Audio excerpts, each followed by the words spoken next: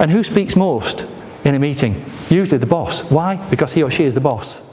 And people look to the boss for leadership. People look to the boss and say, well, he or she's talking, I better stay quiet. No, the last thing you want people to do is be quiet.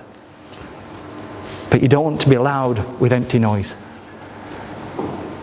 So, please have a think. How engaging are you as a leader? How engaged are you as a leader? Do you look forward to coming to a rhetorical question, don't start admitting? Are there days where you think, I'd rather just take the day off, but I've got to go, and he's going to kick off, and she's going to be awkward, and that's going to be that email that never gets, that email conversation that never gets stopped, and it's just going to be the same old, because what you're doing there is telling your brain not to care. What you're telling your brain is, survive the day, get through the week.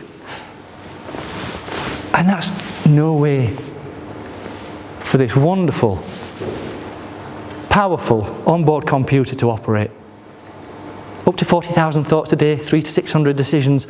How about you started picking at those decisions when they're about to happen?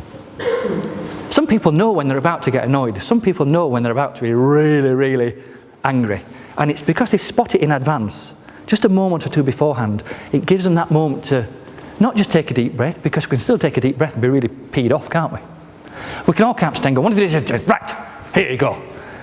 It's taking a moment and thinking, what's my outcome here? Why am I feeling like this? Because maybe it's more about you and me and us as leaders. It reflects more about where we're at than it does about the people that you're trusted to lead and manage. Please have a think. There's lots of takeaways from today if you choose to take them away. Please don't let it be 2 hours, well, we explored employee engagement and emotional intelligence and did a cool thing, then it was back to normal. The new normal is engaging yourself before you engage the people that you're leading. My name's Adam Fulton. I had a great day today with Scott Watson.